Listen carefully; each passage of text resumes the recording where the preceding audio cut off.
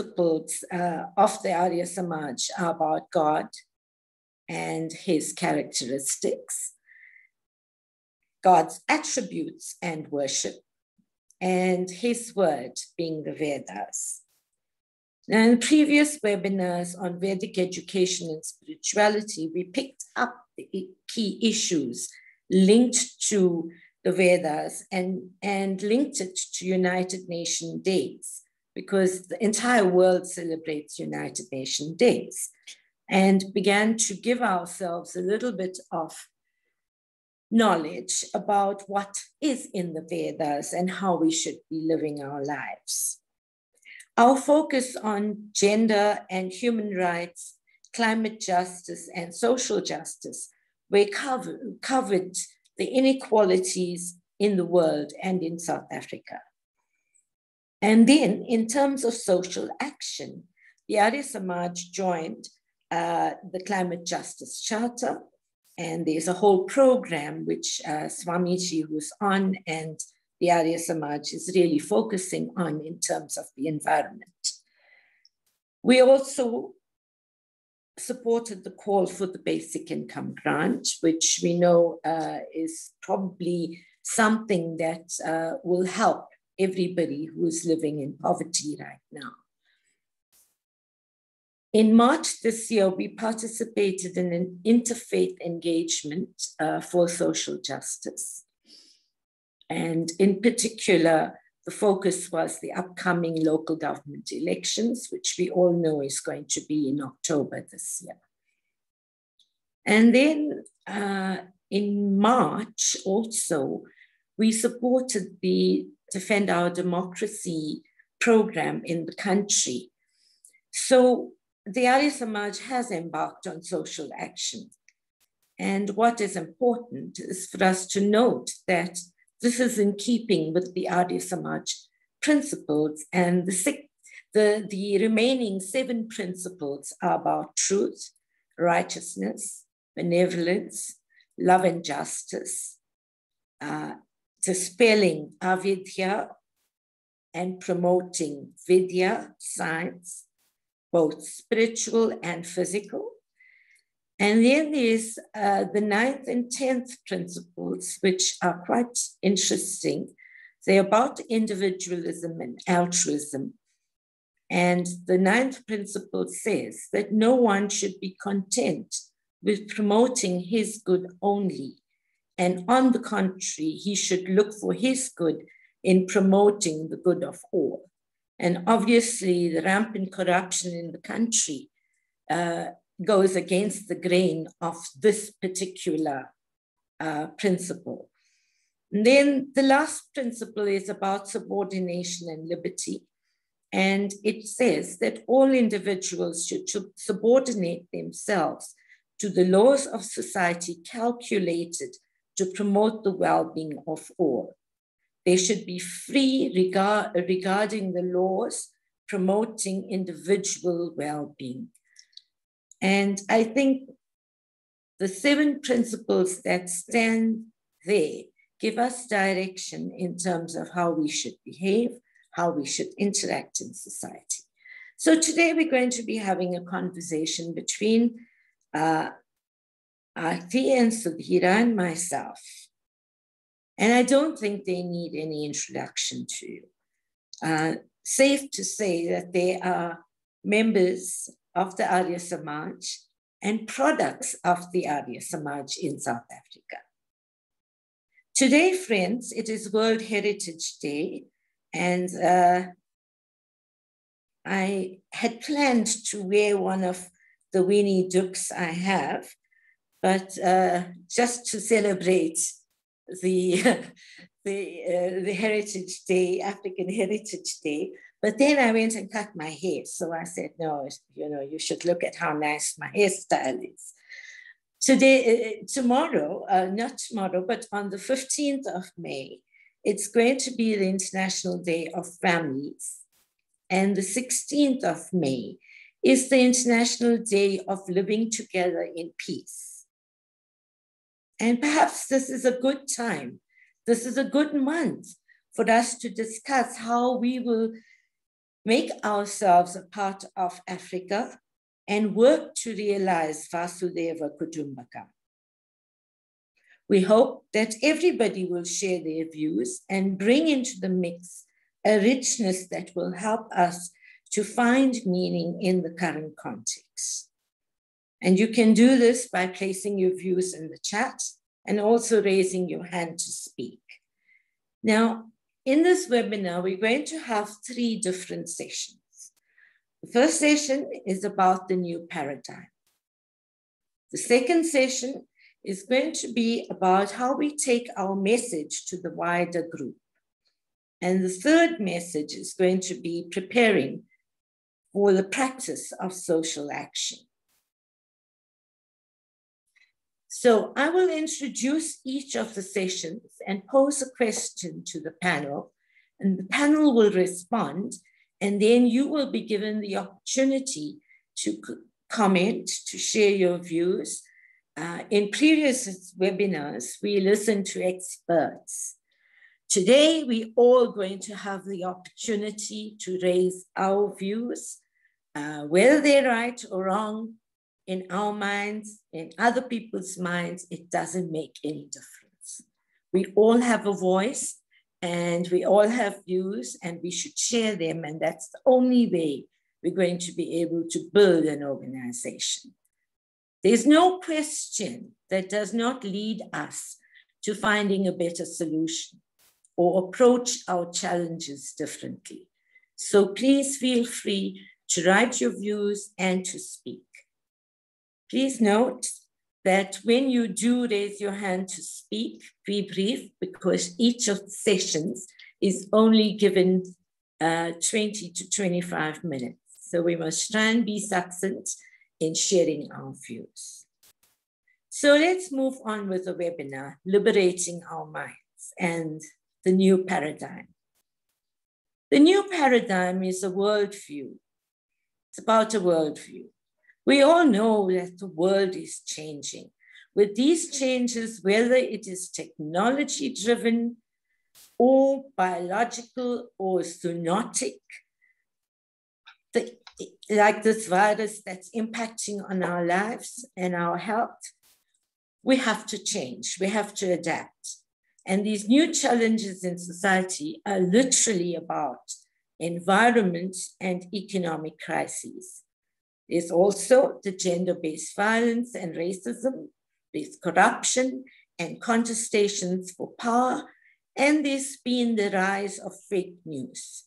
So I'd like to understand from the panel, what are your views on these new frontiers shaping our future?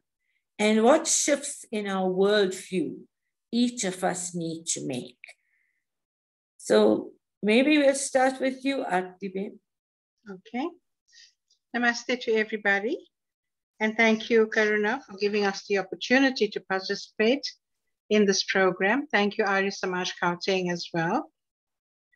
Karuna, to answer your question, when you talk about change, the Arya Samaj is a reform movement. We have always brought about change. We're always looking to bring about change because we've realized that nothing can remain the way it used to be. We have to change with the times. We have to change with lifestyles, and we have to change our views to suit whatever is happening today. All right? So we want to bring about change in the whole worldview. How do we do this? We need to now look at our individual and collective values and to ensure that they are in harmony with the laws of the universe. All right?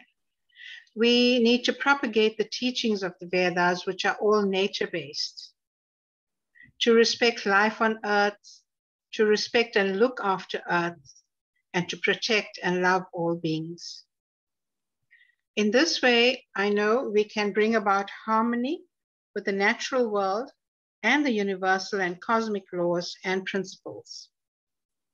We need to become more aware by changing our behavior if we want to experience the sustainability of Mother Earth.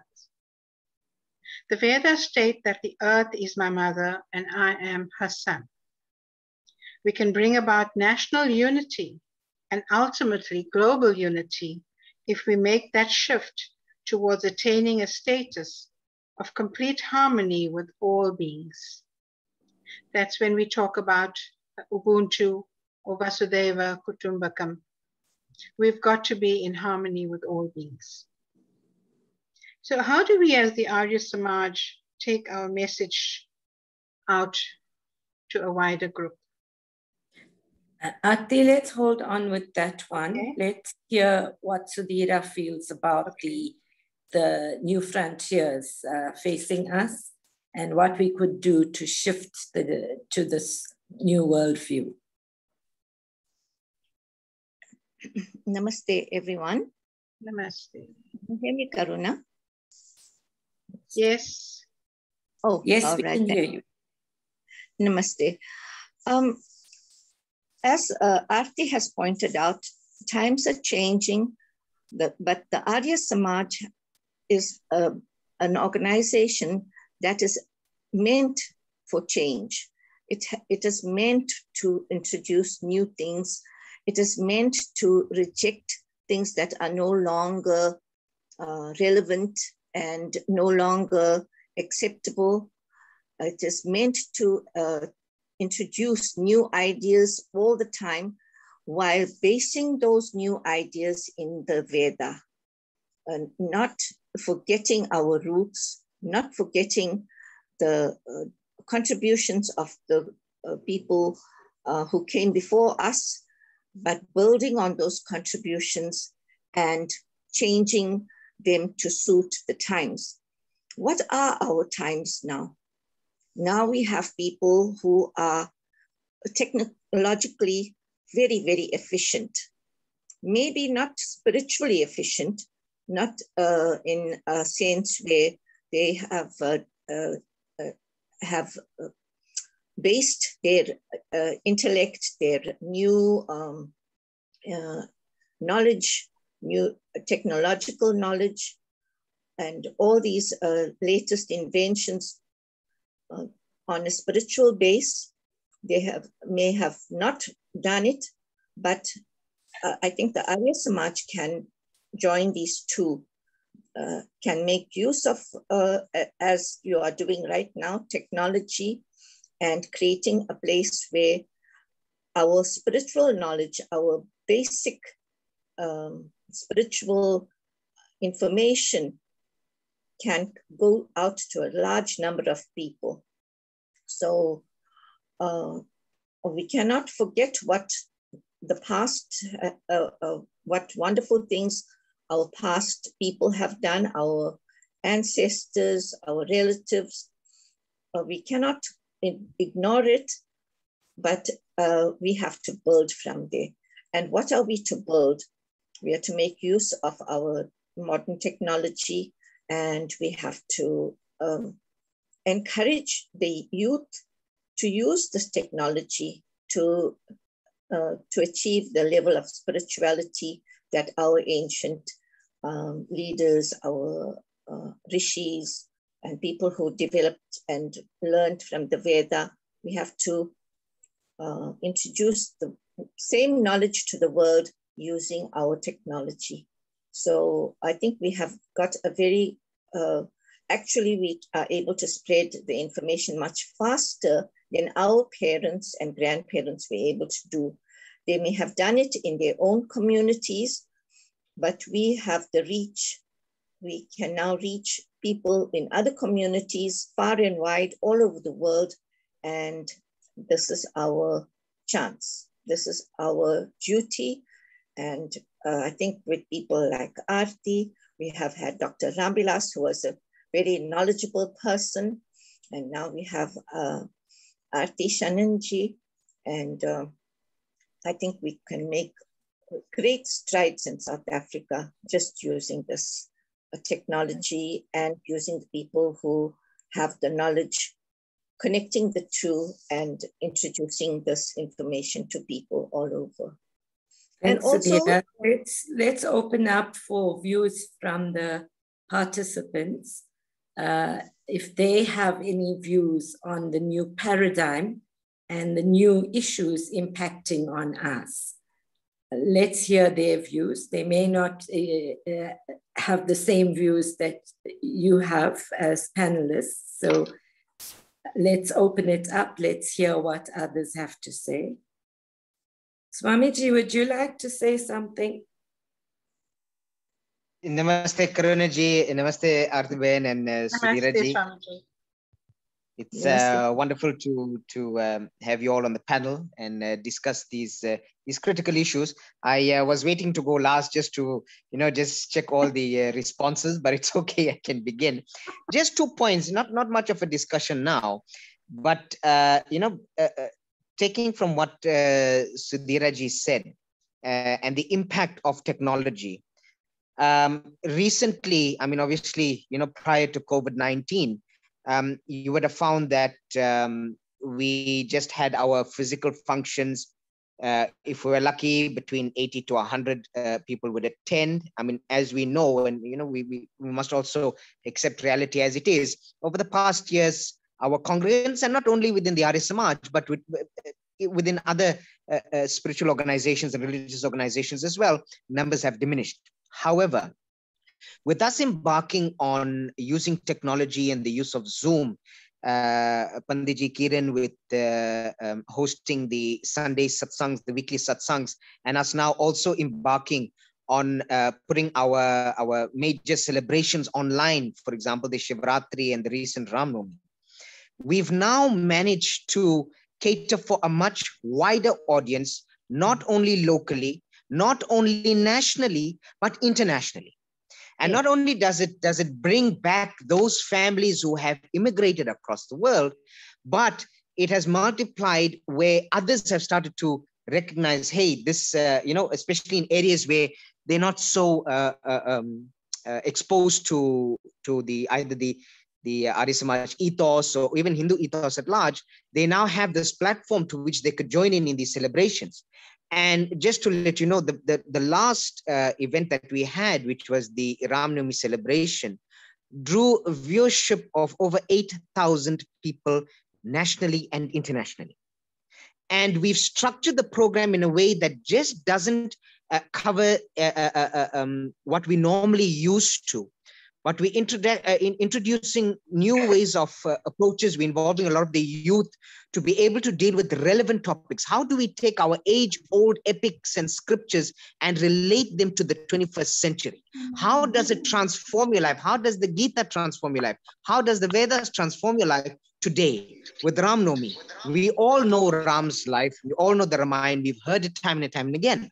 But now how do we take that story and relate it to a modern day epic that aids us as either students or people at work or gender-based violence, etc., etc. So what we're doing is we're taking these festivals as well as other programs in between and starting to now relate the sort of religious aspect in a more current day social covering different social aspects and challenges that we face. And it's been quite successful, and we can only grow stronger with the participation of a much more wider audience and with different ideas that come aboard as well. So I just said I must make that note before we go further. Thank you. Thank you, Swamiji. Shobana, did you want to say something?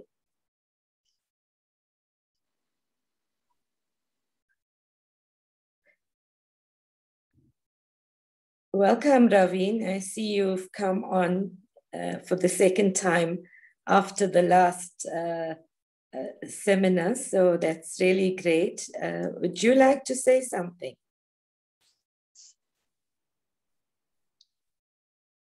Karuna, can I say something? Sure, go ahead, Kiran. My namaste to everybody that's participating and also the panelists. Yes. With technology and with the conditions that are prevailing at the moment, man has to change and we have to change. But there's always been an objection to change, especially when it comes to breaking certain mores and certain habits.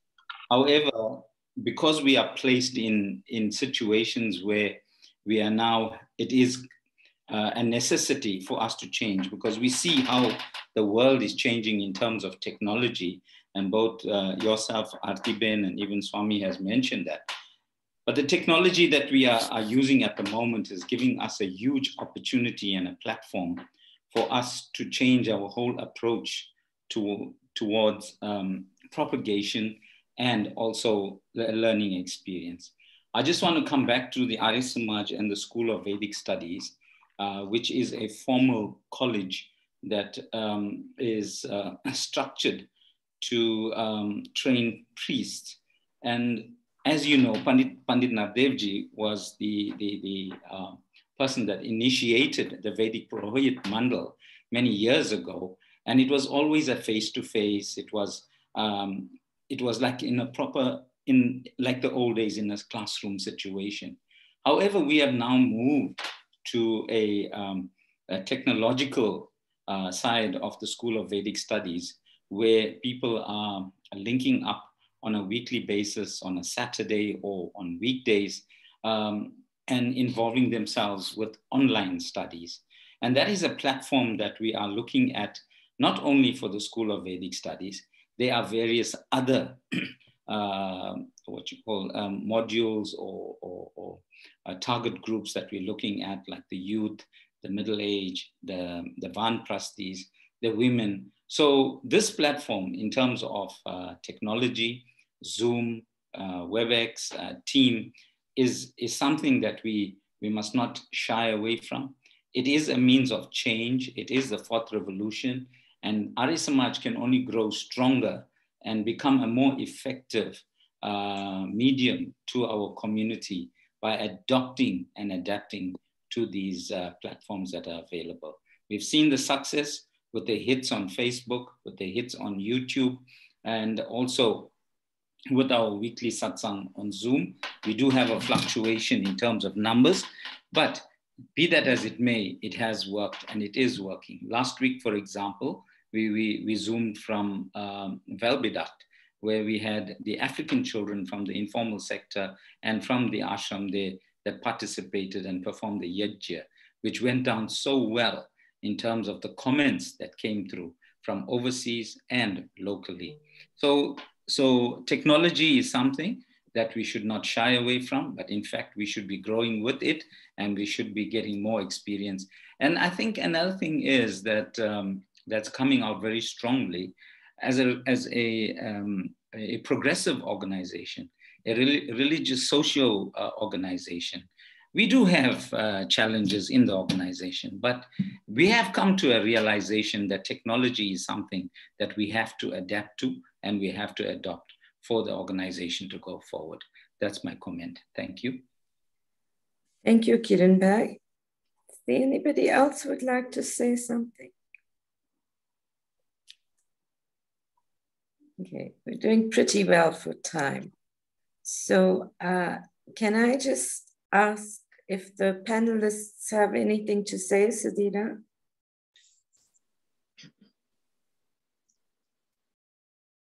Artiben, anything you'd like to say? Yes, Karuna, I was actually hoping that we'd get more interaction with the younger participants on this program, because I would love to hear their views about the Arya Samaj and you know, the way we are operating at the moment and where we can improve, probably, you know, with their new ideas and to suit them, because they are our future. So, you know, I was probably waiting to hear from them. Yeah.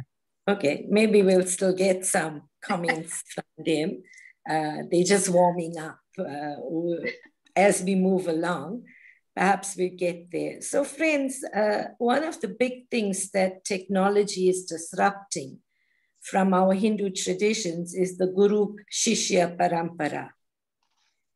So, you know, if we understand the way the Gurukuls worked, it was to, and that's the way the education system worked, it was for pupils to be taught by a guru, by an acharya, and that's changing in terms of the 21st century.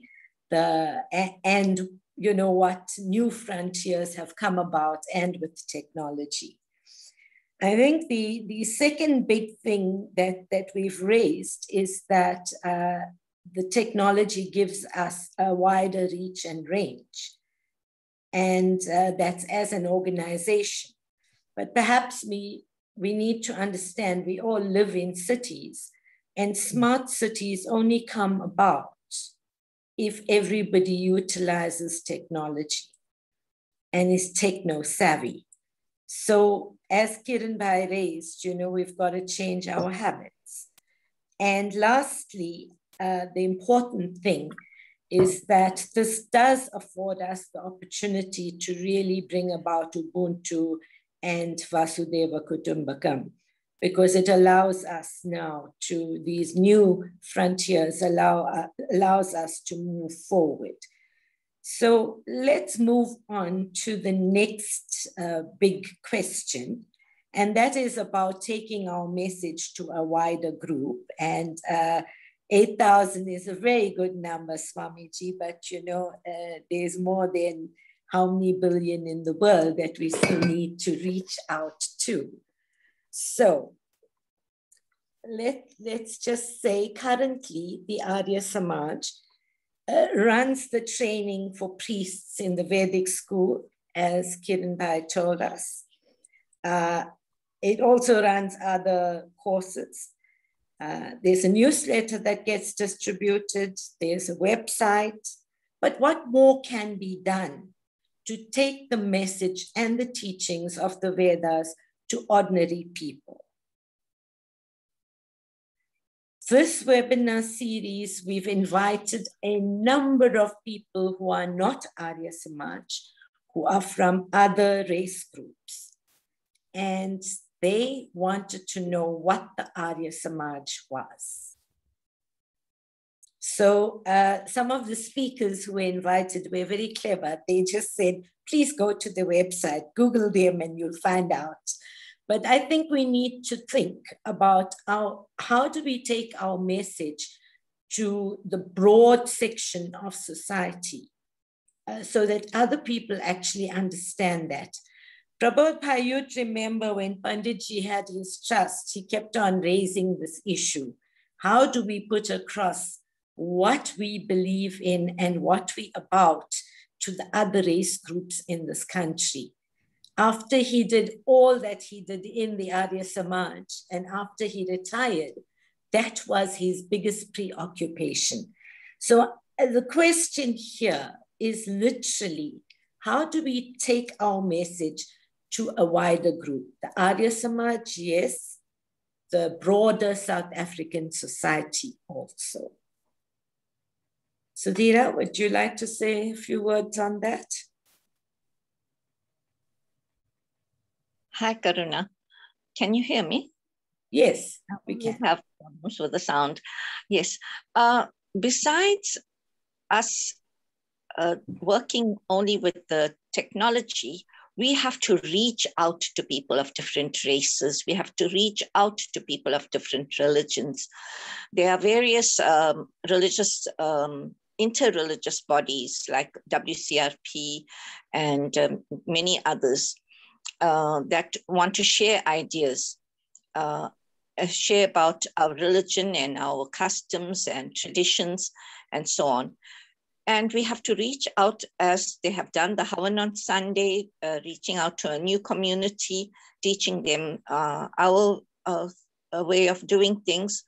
That is one of the things. And also going out and learning theirs as well, not discarding, not ignoring other people's traditions and religion, and accepting, number one, accepting people of different races. As you said, Vasudhaiva Kutumbakam, all of humanity, not just Hindus. In fact, we are such a minority. I think you were telling me this. We are such a minority. Even among the Hindus, we are a minority. We are a very small group. But it does not matter that we are a small group. We can reach out just by being the kind of people, the kind of organization that we are, we can reach out to all the different people. And I think I have seen Swamiji do this. He's been very active, going out to the various communities, and so has Kiran Bhai. They have been reaching out very well, and I'm sure Artibhen has been also. And I've seen Dr. Rambilas teach a whole group of young ladies the Hawan, and they went, young Black women, they may be women now, this was a few years ago, that he took them to India, and the people, they were very impressed. Well, that might have been just a small group. It does not mean we should stop there. I think he did that to show that it was possible. And the possibilities are endless. So we have to think of it as a possibility. We have to take chances. We have to accept that some people might not find our way of doing things the way that they would like, but we have to put it out for people to see. So I hope that will, every one of us has this. Invite people to our organization in the individual capacity, not just the people who are in charge, not just the officials, but when we go to our little organizations, functions, we could invite people of different religions and different races to join us to see what it is like. And any little thing that you can think of, any ideas, I think this is a very good platform to share these ideas. And I think others should come up with something that they would like to do, practical things.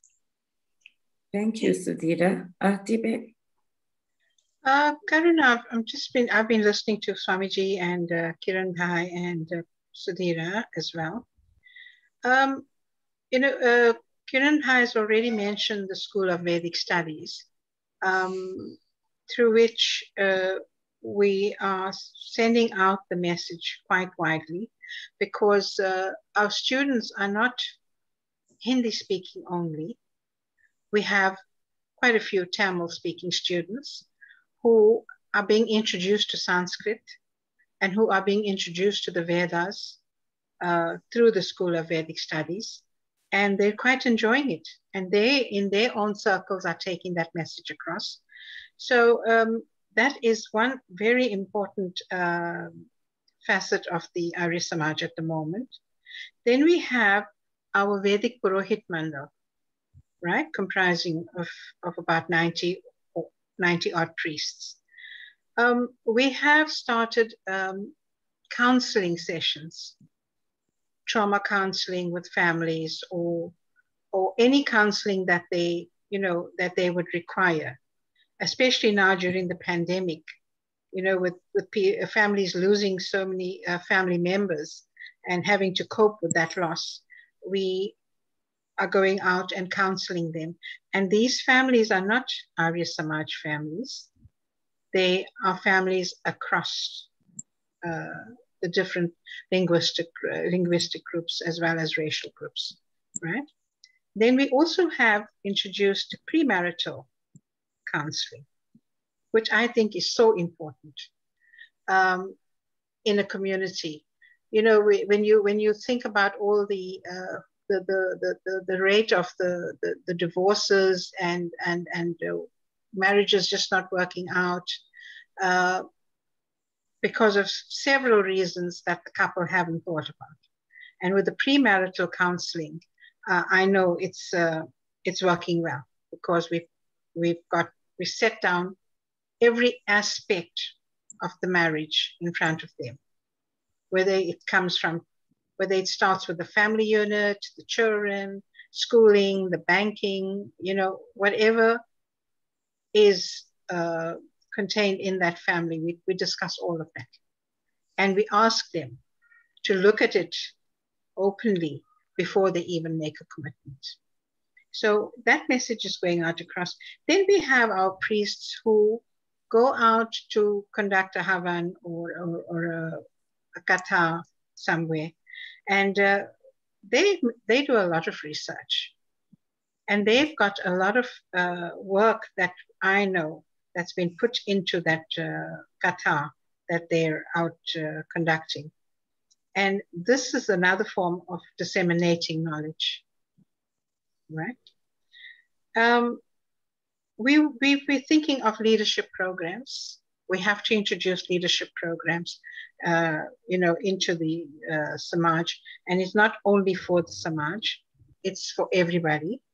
And I'm looking at the youth, especially the youth and children, because they are our future. And I feel that they need to be exposed to the gems and the teachings of the Vedas. For that, we have the Ved Niketan, and like I said, the School of Vedic Studies. The Ved Niketan holds very simple, basic examinations from which are graded examinations, for which Pandit Nardev Ji had written the prescribed books for those grades, right? And then we could introduce a program for new parents, just to give them that support, which I think is so important. When they're starting their families and bringing up their children, they need that kind of support. So we have quite a few ideas lined up. We just need to start sending our foot soldiers out, as I call them, our purohits, our priests, who can go out there and do the work. Wonderful, thank you. We now open for your views, participants. So can I see some hands? Arunaji, if I could start off again, please. Okay, go ahead. Acha. So thanks, Artiben, for sharing the activities, the current activities of the Samaj, and how we are, constantly getting together to see how we can grow those activities from strength to strength and be more inclusive, so that we can really get the message out there. But going to Sudhiraji, which also raised some critical points. But one thing we must always make sure of and take note of is that there's a very big difference between cultural, religious, and social cohesion and inclusion, and cultural, religious, and social imposition. And I say this because we must understand what is dharma. What is the message of the Vedas? And dharma in itself is a law and power that holds and sustains life on earth. It is the law of being. It is not merely righteousness alone, but indicates the essential nature of our being, the entire value system, right? I mean, ultimately, the Vedas in Atharva Veda, book 12, chapter 1, verse 45, speaks of many cultures, languages, traditions, and dharmas. But Vedas being this umbrella value system that holds it all together. So even through our rituals that we may perform, there lies this value system, that the critical component that needs to be shared. Because tomorrow now, just because, I mean, when Sudhiraji was speaking about minority, we're only a minority because of our culture, tradition, language, and Indianness, call it that, right? But in true ideals, we need to see, as a Hindu, is Hinduism in the minority? Or is just Indian culture in the minority? Because we need to divide, and not divide in the wrong sense, but there's, when you speak of dharma, dharma is universal. It's not particular to Indians alone. So as we share that universal dharma, we share that universal dharma with Indian, African, Italian, American community alike. We can't make the whole world Indian. We can't make the whole world speak Hindi, but we can teach the whole world humanity, to love one another, to be with one another. And that is what the teachings of the Vedas are. Manur bhava janaya devyam janam. Oh man, be human. and make a society of divine enlightened beings. The rituals were there to help us understand this vast knowledge, to help through a symbolic gesture recognize the selflessness of nature. But it doesn't mean we stopped there or we got lost there only. We have to expand the symbol into daily living. That's when it becomes practical, and that's when it becomes a part of life. Thank you. Thank you, Swamiji. Swamiji, I come from a generation of activists that, you know, most of them were Marxists and atheists. So one hopes that humanity, love, and everything does come back to those activists also. So we'll continue with that tradition. But I do think we need to focus a little bit more on what the younger people in Gauteng have to say, and especially the people who are part of the, there's Ravin on, there's, I see Ravin, you've put your correct name now, that's really nice. We were wondering who is this light something, we thought it was an alien. Manita on also, and Manita, if you remember, Shiksha was raising some issues at some stage, very similar. Do you want to, did she share anything more with us? Do you want to share with them her ideas around the new parents, the new mothers, and the support that we should be giving to new mothers? I see Ravin has his hand up. Karuna. Okay, Ravin, please go ahead. Namaste, everybody. Sorry about that. I only found out how to change my name a little while ago. So good evening to everybody. Just some quick points. I think now it's accepted now that Wi-Fi and online stuff is the way to go. And that's really helped us. I mean, I'm in Johannesburg. I'm doing the module 1 Vedic studies module. We've got people in Cape Town, Johannesburg, and certainly in Durban. And the course online has made it accessible. Okay, so that's first and foremost.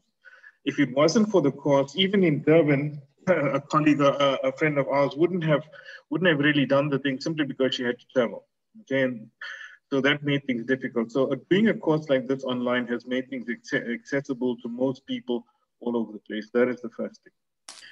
The second thing that I want to say is that in terms of wanting to make or expose more people to the Vedas, one of the things I'd like to emphasize is please make information more accessible.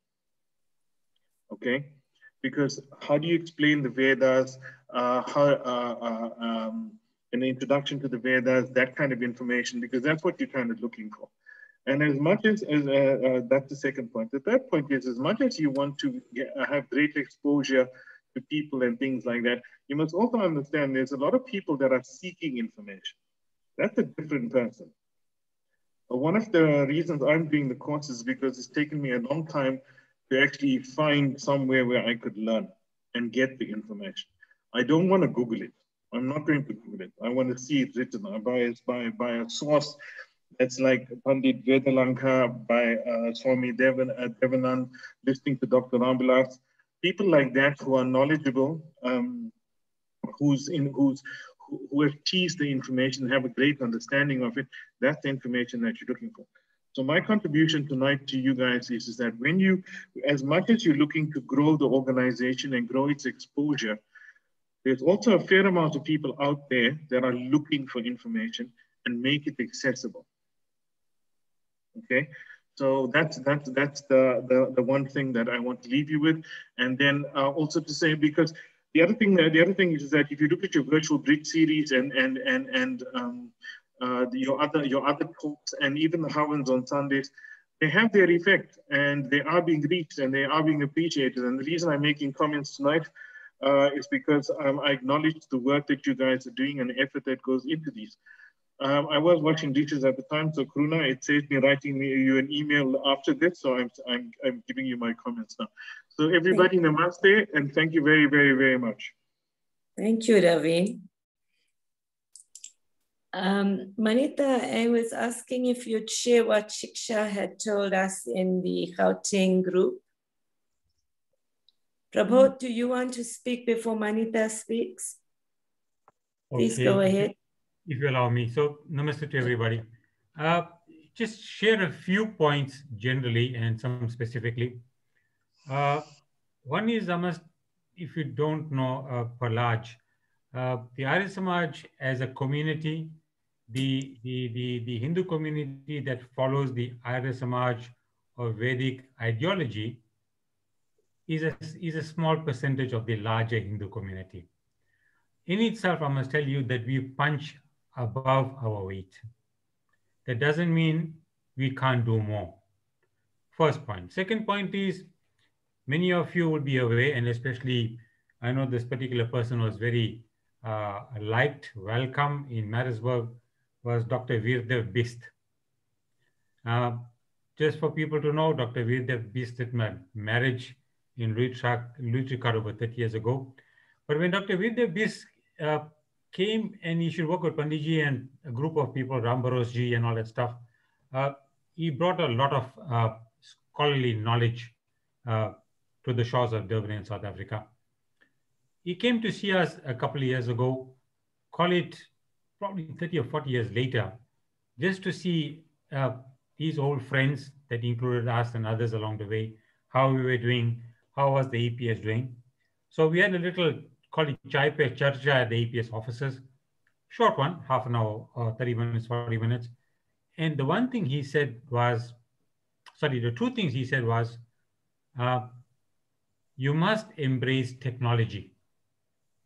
All religious societies and if you're not going to embrace technology, you're going to be left behind very badly. And when we say that we want the youth in, the middle-aged people in, these are the people that embrace technology. So if you're looking for so-called exposure, if you're not techno-savvy, if your information is not carried out in some sort of social media, you're going to be left behind. So Arya Samaj has started in the last couple of years. All of us have work to do. It requires two resources. Artiben will always know that I mentioned these two lack of resources that most societies have. One is financial and one is human resources. But we try. And my famous word is koshish. Koshish means that we try along the way, right? Second point. Third point, Karunaji, just give me 2-3 minutes. I just want to, you mentioned this once before in a previous VBS meeting about the literature that Panditji had done via the Pandit Nardev Hindu Dharma Prachar Trust. So many who are on now, I see there's about 30 of them. Maybe there's about 6 of you know about this. Give me a minute or two and I'll just expand on that. And I'm just telling you where we are on the matter. So some years ago in 1987, Panditji turned 75. There was a function at the City Hall that they honored him. In that, the Hindu community then, 87, that's 13 plus 21, 34 years ago, had honored him by giving him a puraskar. A puraskar is a gift of about 75,000 rand. The Hindu community at large, from all over the country, they said, Panditji, we want to honor you for the work you did. If you recall, Karuna, maybe you were there. There was a packed City Hall. There was a good program. Rambarosji, Bisramji, we all were there. We had leaders of the Hindu community in different languages coming and paying the tribute to Panditji there. If you know Panditji, my dad, or whatever, he was a very fiery orator. When he spoke in Gujarati and Hindi, he had a master of the language. Not too much in English. He understood it, he read it. But he was a fiery orator. When he started to speak, he would raise a crowd. Karuna, you know, we have some political people that will raise a crowd, but the mere way they perhaps carry on the message across along the way. In that, he says, I want to create this trust. And the purpose is, let me emphasize, the purpose is not for conversion. He says, I want to publish Hindu literature in the Black African languages. One of them may be Zulu.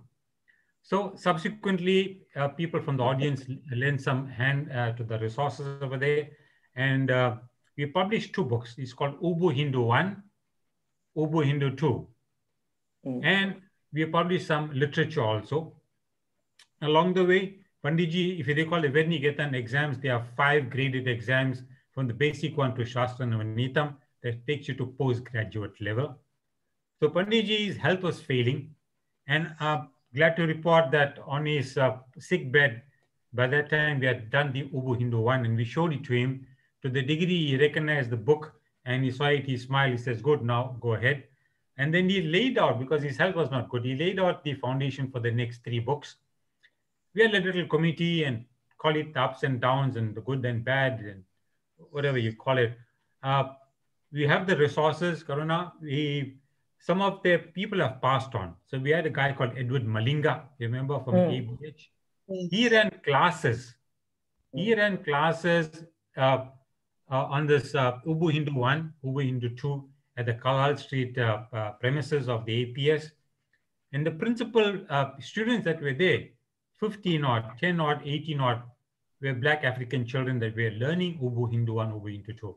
Remember what I said? Not for conversion, just to pass the Hindu religious, what it contains to the other people along the way. So we just got some paper challenges, Karuna, because along the way, Edwin Balinga passed away, Shishupal Rambaroji passed away, and Dr. P.L. Patel also passed away. They were some of the trustees in this trust. Some of us are still around. There's myself, there's Visramji, I think there's Usha Ben was a trustee. Usha Ben passed on. Yeah, and then I think there's this Naren Patanin. So we just tend to sort some paperwork out, Karuna, and Panditji left a very elaborate document.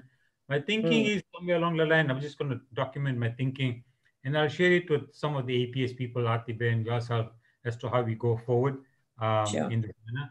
But the purpose, and that's what I'm saying, maybe one of the things you said is to reach out to other communities. Right?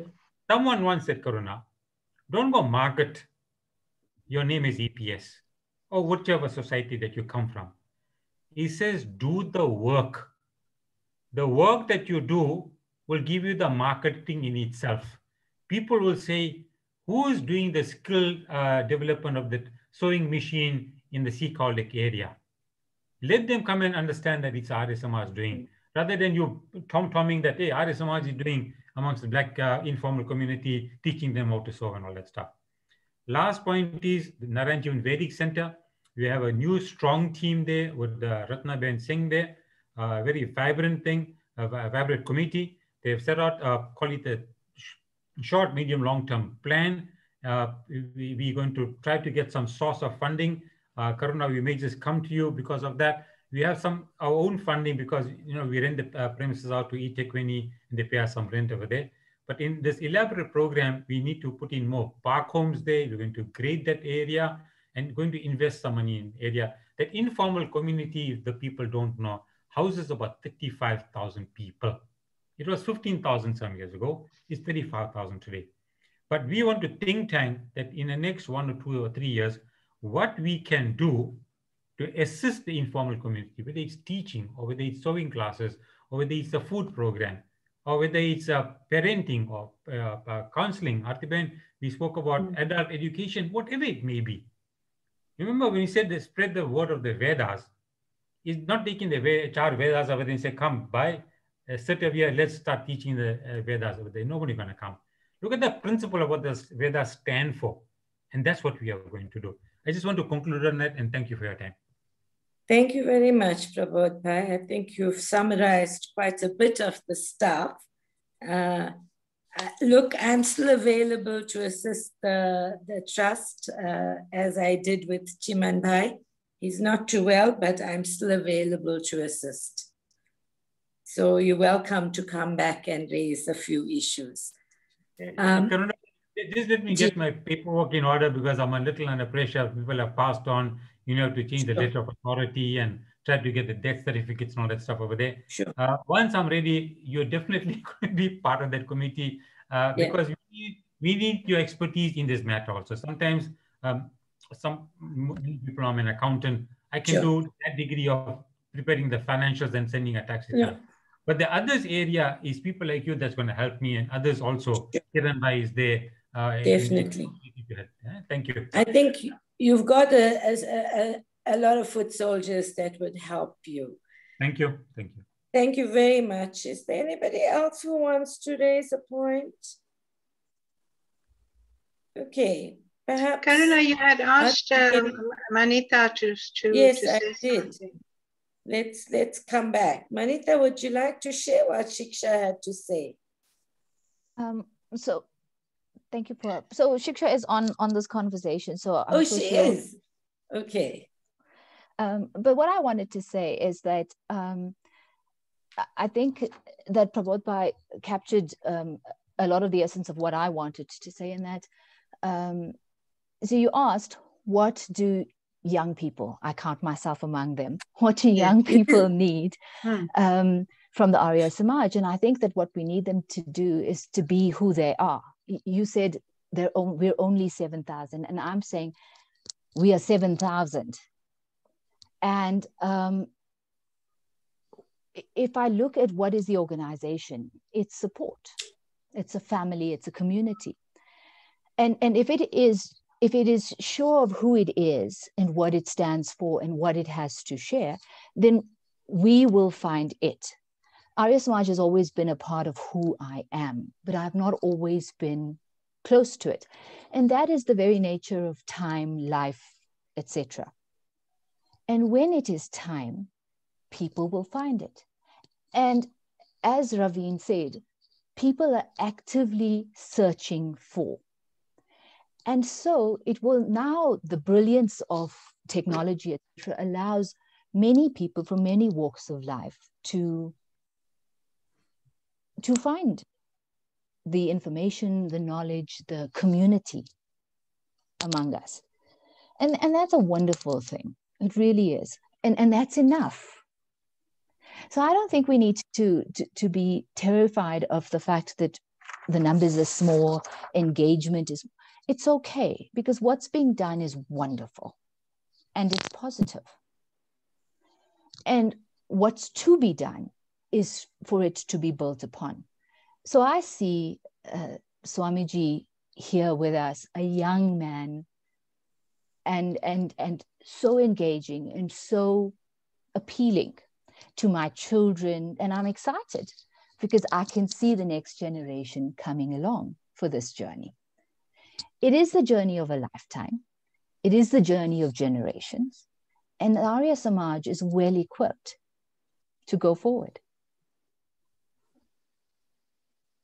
So that's what I want to say. Thank you, Manita. Shiksha, would you like to share your idea for new mothers? Namaste, Karuna Pua. Thank you for the opportunity to speak on this platform. I agree with Manita on a lot of her points. However, taking cognizance of what Raveen spoke about, social media is such a critical role player in maintaining a presence for the youth. So while we were online, I quickly jumped onto Instagram and went looking for the Arya Samaj South Africa, and I couldn't find them. So I looked under hashtags, people, groups, locations. They didn't exist. So I'm wondering if maybe, everybody has a cell phone and everyone is a pair of eyes, and all of these amazing people that are doing the work don't do it for the recognition of it. But the work deserves to be recognized, and people will not acknowledge it if it is not photo captured and put on some platform and displayed for others to see the difference that our organization is making. So having said that, you asked about the Gauteng game plan that I had. So I'm a recent mover to Gauteng, still adapting to the concept. And I spoke at length in our meeting about how I initially really struggled to adjust to being in Gauteng, and how having a support system didn't exist here, barring, of course, that I had my sister down the road. But for example, in Durban, I had a samosa auntie and a barfi auntie and somebody to make the puri and patta, and I never had to worry about those things. And then I came to Johannesburg, and oh my God, despite the traffic and everything else, I'm now expected to still do all of those things by myself. So the thing that I felt was that, as Manita says, we're a community, and our duty is to support each other. So in the course of going through the list of people in the Arya Samaj in Gauteng, we discovered that there were quite a few soon-to-be new mums in our group last year. And a lot of people said, oh, well, this person won't be able to attend because they have a new baby in the house. And then I said, yes, but we've all had new babies in the house, but it's important to let those moms, especially in this COVID pandemic, feel supported. So my idea was simply a Vedic mother's bag. So kind of like how you have a baby bag that Netcare would give you or any other hospital. We would put together a little baby bag that had maybe, for example,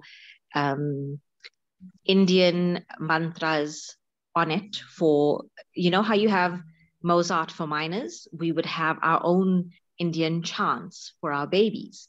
I mean, I did it for Sharan when I was pregnant with him, and he had a set routine of how he would listen to the Gayatri mantra, to the Hanuman Chalisa, to the Durga Saptashadi, to all the different chants.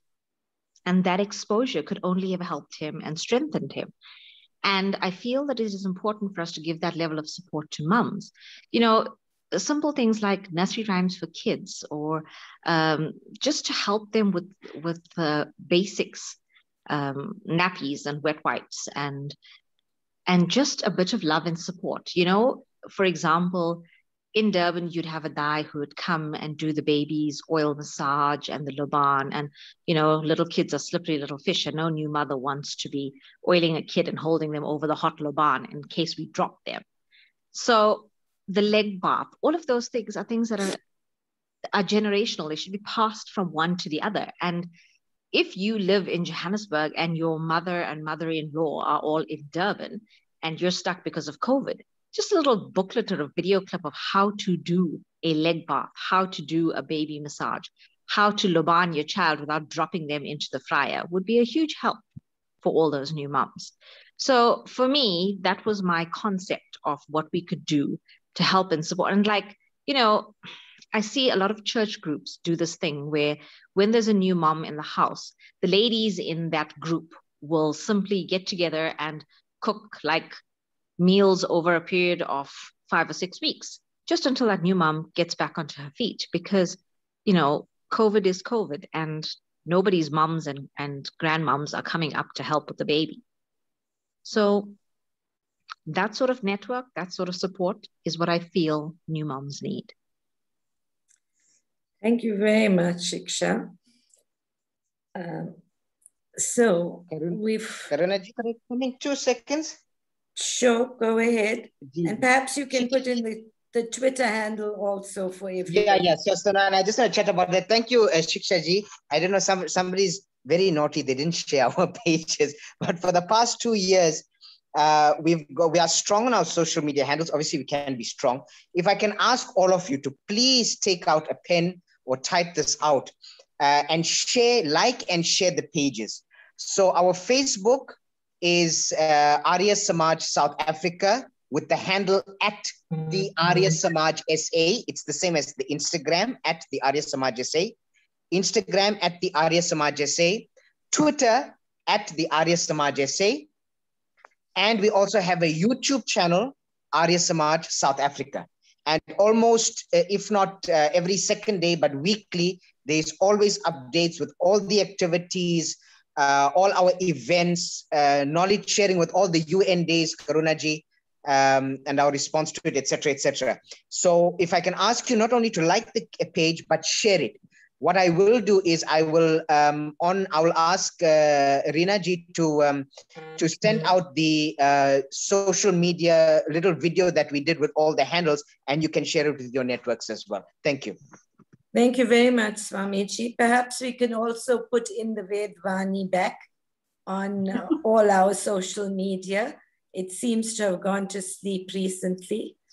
So I must confess, the only reason I had stopped with the Vedvani was because I'm converting it into a video Vedvani, more interactive, rather than just the plain Vedvani. But unfortunately, with the I think we can do both.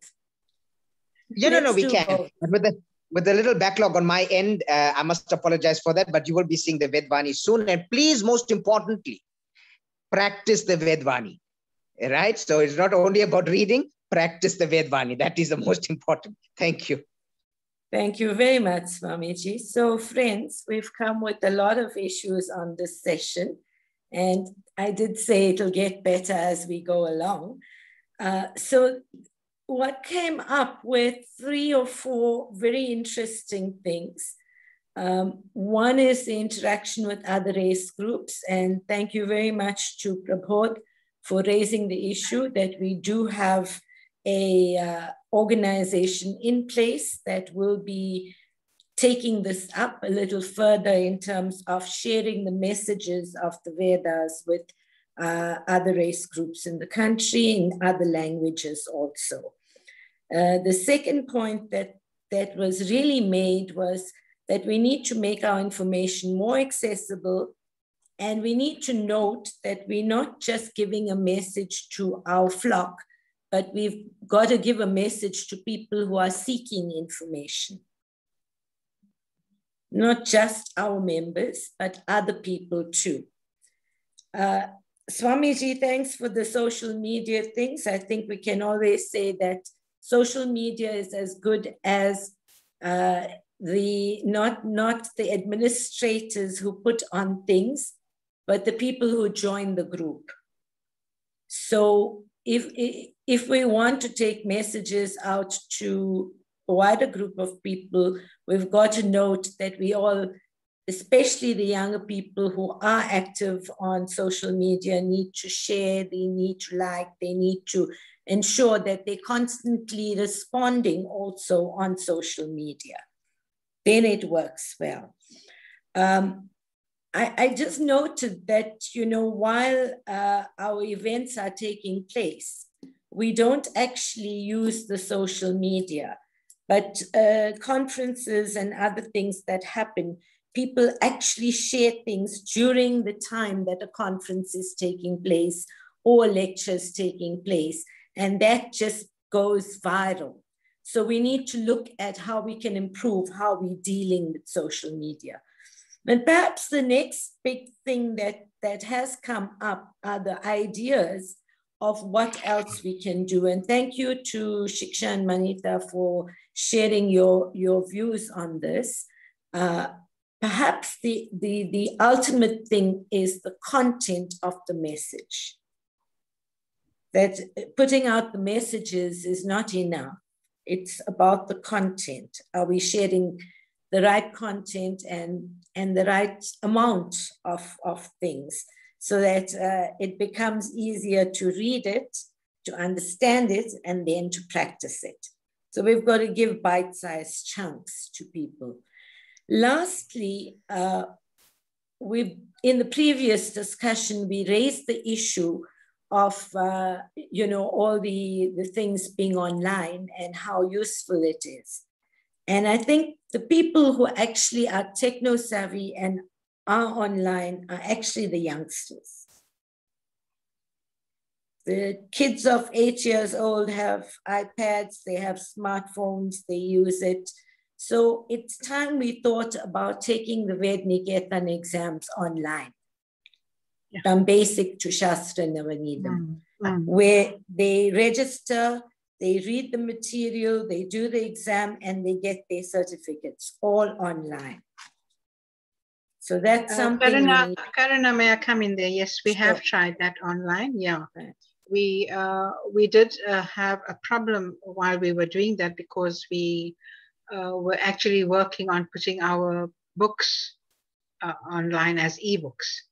So we did come up with a problem, but we're still sorting that out. And I think very soon, everything's going to be online as far as that goes. I'm talking of the exams being online also. Yes, the exams as well. Yeah. Right. So friends, let's move to the next section. And the next section of our discussion is literally about social action. Now, we do social action from time to time, but not everybody does it. And maybe Prabodh Bhai or Abhaya mantras are very important here, because to actually do social action, you need to be very brave. You need to stand up and not fear your own shadow and, voice the opposition to the injustices, the untruths, the weakening of democracy, the threats to democracy. And so we need to look at how we prepare ourselves and the leaders of the Arya Samaj to actually attract more people to support them in standing up for things. When we originally started with some of it in the 80s, Arya Samaj was the only organization. Post the unbanning of all the organizations, a lot of other people came on, but we seem to have fallen down. So we need to just talk around this issue of, how do we make social action a reality? And Ati, I don't know whether you want to share your views on that. Karuna, that's going to, the way I looked at it, it's going to be a bit of a problem initially. We need to work around it. We can't just say very much about it. But also, when we talk about social action, we are looking at what the end result is, right? And the end result I'm thinking of is the promotion and the betterment of life for everybody else. So that should be the result of our social action. And you mentioned the ninth principle earlier on, and working on that, we should base whatever our actions are on that ninth principle. Because if you look at how we're going to carry that out, we first of all need to bring about an awareness of caring and accepting everybody across all barriers. All right. And so if we are going to think of social action, we first of all need to empower people. We need to get rid of the social injustices that are currently prevalent in the country and everywhere else. And right now we are starting, well, taking the pandemic and everything into consideration. We are starting by bringing about an awareness of caring for and loving nature. Because if you look at the concept of a nature-based worldview, the Hindu environmental action starts with an understanding of the concept of Rita. Rita, that there is an order to the cosmic ecosystem that we inhabit, right? And all of us make up this order as we are all interconnected as part of a natural system. As humans, we are not separate from nature. We cannot cause permanent harm to nature without harming ourselves. And this is from where three ideas in Hindu thought emerge, which are dharma, karma, and ahimsa. All right? And if we work based on those three ideas of Hindu thought, then I want to say to you what the Arya Samaj is doing at the moment about that. We have the HEAL Foundation, which is the Humanitarian, Environmental, and Animal Liberation wing of the Arya Samaj, where the youth are encouraged to participate in the various programs. Then we also have the Arya Samaj Women's Forum, who hold regular workshops to empower women, and not only Indian women, they are women across the racial barriers as well. They empower them and they're able to give them those skills and knowledge that they're looking for to actually make them independent.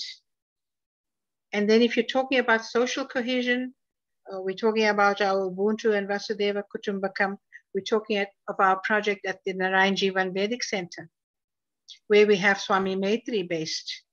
Right? And she is working with the women and children of the informal settlement, which comprises about 30,000 residents. She has a feeding program for them. She started a skills development program with them that consists of gardening, cooking, sewing, you know, just so that the women that are at home can be employed somewhere, or they can develop these skills and raise monies to look after their families. So in my thinking, that is the social action that I'm talking about. Besides being involved politically and making sure that there's good governance in the country, that will come. But we need to start with these basic things. Thank you, Aarti. Sudhira, do you have any points on this? Well, this has been a learning experience, and you know, I've not realized how much depth there is to the Arya Samaj, although I know that it is a very serious and well-organized body, but I'm learning lovely things, more and more lovely things about it. And it gives me a lot of hope that we are going to be able to do great things in the future when I listen to people like Prabhodh and Aarti, and you know, remember all the way back from Pandit Nardev what's been going on, and to go forward the social justice. You know, the point on social justice that Aarti has just brought up. We have to be constantly aware of the social injustices that exist amongst us, and tackle these things point by point, one thing at a time, and not only tackle it, but raise awareness about it in our communities, because a lot of communities are so closed and consider only think about their own welfare. Whereas if they have the information, if they are made aware of the injustices that exist, they might want to actually, you know, participate in our activities and develop them. So I'm looking forward to getting a really good program, listening to people's ideas, find out what they are planning to do, and spread this information. All of us can spread the information. It's not just the body, the organizers and so on. All of us should be spreading that information, whatever comes to us. It's so easy now because there's no more, although you say abhay, where you don't want to be afraid, people are afraid of speaking to others and so on. The internet gives us the confidence without having to be brave. We can do the work, and that once that work gets done through us, we find that there's a lot of satisfaction and the bravery follows also. So I'm looking forward to a lot of work, a lot of interesting things. I'm looking forward to spreading the information, because at this point in my life, that is about all I can do. I can spread information. I can get other people interested. I can, you know, boost their confidence in things like that, and also get young people, you know, encourage young people to join in. That is exactly what we need to do. And one family at a time, one child at a time, whatever we can do to get them involved, I'd like that to happen. So I'd like to thank Karuna for really, you know, introducing all these vibrant and thought-provoking topics. And the people who contributed today, I'm so glad that we have thinking people. And long ago, I complained to Pandit who was conducting our satsang. I said, we have such a small group. He says, yes, but we have quality. We may not have quantity, but we've got quality. And I can see that we do have the quality here. So thank you, everyone. Namaste. Thank you, Sudhira. Prabodh Bhai? Just for Sudhira, on a lighter note. So you know, the youngest set always gets depressed about the number of people that attend any of our things. Yes. On a good day like this, we got 25 people, 30 people. Satsang, we get about 70 people. Our programs in the past, where it was held in Kalal Street, I must share with you. By that time, I think you'll be gone away to Johannesburg. So our Ved Mandir took about 350 people. And those who know our Ved Mandir, you know, you feel you want to be like Hanuman. Wherever you want, you know, we are at the new premises in Overport now. And we think that if we are strong enough, we'll just take our Ved Mandir in our one hand and place it somewhere. If you recall that Ved Mandir, a simple Ved Mandir, it had a very nice Havan in the center, it had a nice Om in the back, two swastikas on the side, and we had those Vedic tablets throughout that. And you felt so nice that, hey, this is our temple along the way. So in my whining way, Sudhir, I told somebody, I said, you know, from the time we were now post Panditji's era, if you call it that way, the numbers that should attend our functions began to diminish.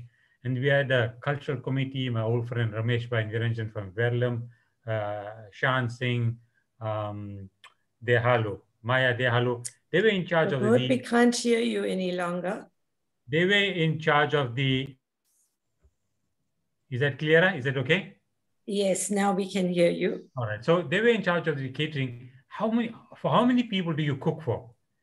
And it went from 175 to 150 to 75. And me and my friend Prakash Basanch's son as a Swagat committee for 2 people to say, Namaste Bhaiji, Namaste Bhaiji.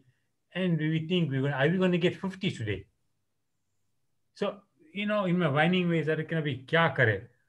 So then my friend Rabi Jeevan, late Rabi Jeevan, another stalwart of the society, pioneer of the society, says, why you always say these things? If you recall those good old days, Karuna, when you were a young lady, should come to Ved Mandir on a Sunday at 2 o'clock to listen to Panditji's kathas. I am still young, eh? Very good. So, so he says that, you know, there were sometimes 2, 3, 5 people in that Sunday at 5 o'clock, at 2 o'clock to listen to kathas. And he said, Panditji, you would belt out those kathas as if the entire congregation was full. The numbers never mattered to him. So, and somebody else said, we were not in the numbers game for. We do good work. Our good work talks about us along the way. And that's the way we should go. Thank you. Thank you very much, Prabodh Bhai. Friends, we're coming very close to 8:30. So I'm not going to open up for participation on this session because we'd like to keep to our time commitments with you. But I do think 2 things have come out in this part where we've discussed social action. And the important point around the social action is that we've got to build awareness of what is happening in society so that we can link the love and care to that we learn in our scriptures to the real issues that we face. Thank you for that, Aarti. I think you shared that. And the second one is that Prabodh, you raised this originally before Aarti brought it up in the last session, and I didn't raise it because I knew it fitted better in the next session. And that is that we are going to be embarking on a developmental program with the one group that is close to the Narayan Jeevan Center, that is the informal sector. And that, you know, we need to begin to say is the important thing of how we will approach social action and practice what we preach and practice what our values are fully and share with the rest of South Africa what we could do. And the last point was the issues that we're picking up around the environment, because we're a nature-based religion, very similar to African traditional religions, but we will keep to the nature-based program and look, that has a big impact on the environment as well as on climate change. Friends, I sat on a board of the Jewish community, actually, and I shared this with Prabodh earlier on, that, you know, that community is pretty wealthy in Johannesburg. In fact, if you talk of the heart of capitalism, that's who they are. But on the board of Africa Tikkun, they developed a developmental program from cradle to career. And when I first got there, they were just running soup kitchens, but they had soup kitchens in 6 different areas. They're probably one of the biggest non-profit organizations in the country. They collect 68 million a year and distribute that entire 68 million in a year. So yes, I can bring a lot of experience and expertise to the table and help on the things. The other thing I have shared with the Arya Samaj leadership is the Know Your Block. And that's something that could be shared with the youth so that they could actually get out and begin to do more work in terms of the communities. So I think, friends, we've literally come to the end of the session. But before we close, I would like to just have a few announcements. The first is that our next webinar is on the 26th of May, and it's entitled Pathways into the Future. And it's going to build from this particular seminar and take things a little further down the line in terms of how we shape what future we want in the Arya Samaj. I want to ask one of the executive members of the APS to please make the appeal for the donations that's been going around. I don't know, Prabodh Bhai, whether you want to do it, or Kiran Bhai or Aarti. Go ahead. Yeah, Karunaben, again, just a 2-3 liner on that very quickly. And as I said in the beginning, as a small society, we punch above our weight. We know the bad pandemic and what it's doing in India. So what happened less than a week, sometimes end of last week, Thursday or Friday or something, some of us got together, and an idea that actually started from Sadhana Ram class, right? She spoke to her dad brought it to the table. So in the last couple of days, we've been working hard in 3 areas of the work. We've been in constant touch with Swami Aryavesh and Swami Adityavesh in New Delhi. We had a meeting with him yesterday morning via Zoom. So the 3 areas of work is that arising from their needs that they've asked us to say that, how can we help you? Swamiji said over there, we don't want your money, because the things that we need in India right now is oximeter and oxygen concentrator. Everything else that we have, these things are in short supply, and this is the thing in demand right now. And he says that if you give me the money, I'm going to buy a product that's now gone out of reach to buy.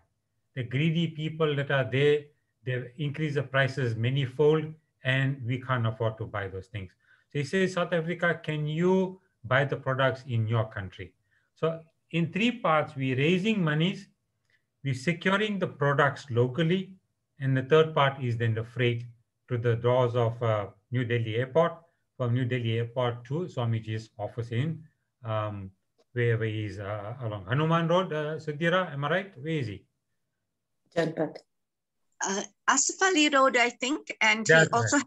has ashram in Asaf Ali Road. So to bring you up to speed, we hoping we banked 200,000, we pledged another 50, and somehow I'm convinced by this Sunday we'll have about 300,000 raised. In that, we are able to buy 300 oximeters. And what Swamiji said was he was going to distribute it into different districts. He says, I'm going to be out of the city center. City center is where the rich people are, they can afford, and they are hoarding these things along the way. But the poor fellow without caste and religion, he doesn't know what to do. So I need to distribute that. Similarly, we're able to secure initially 10 liter oxygen concentrators, because we said it's going to be of high use. We had a fair deal. We stressed ourselves. We were going to ask for more money. And now we are purchased and confirmed. We made the payment this today for 17 oxygen concentrators. Third parties, then there's a team, Anesh Ramklas and them, Kishore Bhai and them, Singh, who are going to look at the freighting of the stuff, get a good price of those things along the way. And then probably in the next couple of days, I think by Sunday or so, this is going to be off to India. We've had a discussion with Swamiji. In his side, what is he doing? He's got a well-wisher also. There's a 150-bed hospital somewhere in that area outside Delhi. The good people that are there said, we're going to give you 50 beds out of that 150 beds. I think it's a new facility. And there we can set it like an oxygen camp, if you will. So those that are in need of any sort of oxygen, you'll be directed to that particular ward or facility or something. You get your oxygen, you feel a little bit better, and then out you go. Now, this 10-liter oxygenator that we're buying, I think it services 2 people at a time. So 17 by 2, there's already 34. So that good work is done. We have also reached out to the affiliates, and they will give us their pledges. And then we made an appeal also worldwide, from America to UK to Mauritius to Australia to New Zealand to Fiji, many Uganda, Kenya, all the different areas that we have people that we know along the way, to either say, you give us the money and we'll manage the matter, or can you set up your own internal thing like what Arya Samaj South Africa is doing? But please help our people. Send it. I'm only trusting my Swamijis, because I think everybody else I'm not trusting. Pardon me, right? And they will manage. Once they got the stuff, they have expert medical team and logistics in place to manage that thing going forward. So just to bring you up to speed regarding that matter, if you want banking details for any of these things, contact myself, Atiben, Kiran Bhai is there. Any one of us at the APS offices, Lekha, that's there, we give you banking details and you can deposit that money. Thank you. Thank you. Thank you very much, Prabodh Bhai. Friends, we've now come to the closure, and apologies that we went over a few minutes, but I think that was quite important that we've had all this talk about, we care for humanity and we want to build humanity. And it was necessary to actually share what we're trying to do to support the humanitarian cause and crisis that has arisen in India. I think we're at the point now where I'd like to hand over to Manita and thank the Arya Samaj Gauteng for giving us all the opportunity to actually participate in this way. For me, it's been a very enriching experience to share my knowledge and expertise. And as I've explained, that our panel and myself, we've grown up in the Arya Samaj, and this brings us to the full loop when Ujala and I first had the conversation, and now we've brought in a process to pull most of it together. The next seminar, we'll be doing that, tightening it, and then thereafter, of course, is the rest of the year's program. Manita, could you please close the session then? Thank you. I just want to say thank you very much once again to the panel. Thank you very much, Pandita Artishanan. And thank you also to Sudhir Sham. Thank you, Pua. Thank you. And of course to Karna Mohan. Thank you. Thanks very much to our panel for sharing. And now it remains for all of us to follow it up with action. Action starting with ourselves, with our family units, and then it shall expand, of course, to the community and the nation. And of course, we're not an island, South Africa. We're part of a continent and part of the world, and as exemplified by our attempt to assist India in this fashion. So we applaud all these efforts and throw our support behind it as well. Thank you very much also to Lekha ji. She gives up her evenings to be with us and support this program. So thank you very much, Lekha ji, as well. And thank you very much to all of you for participating, for for getting involved, for sharing your ideas. We really, really do appreciate it. This has been one of those virtual bridge meetings where we've really shared and engaged as a community. This is what it's about. Thank you. So let's close in prayer, please. May there be peace in the heavenly region and the atmosphere. May peace reign on the earth. Let there be coolness in the water. May the medicinal herbs be healing, the plants be peace-giving. May there be harmony in the celestial objects and perfection in eternal knowledge. May everything in the universe be peaceful. Let peace pervade everywhere. May that peace abide in me. May there be peace, peace, peace. May there be peace, peace, peace. Om Shanti, Shanti, Shanti. Thank you very much. Good night. Namaste. Namaste. Namaste, Manita. Thank you. And thank you, Karuna. Thank you very much, Arti-Ben. Namaste, everybody. Bless all of you. Take care. Namaste. Okay.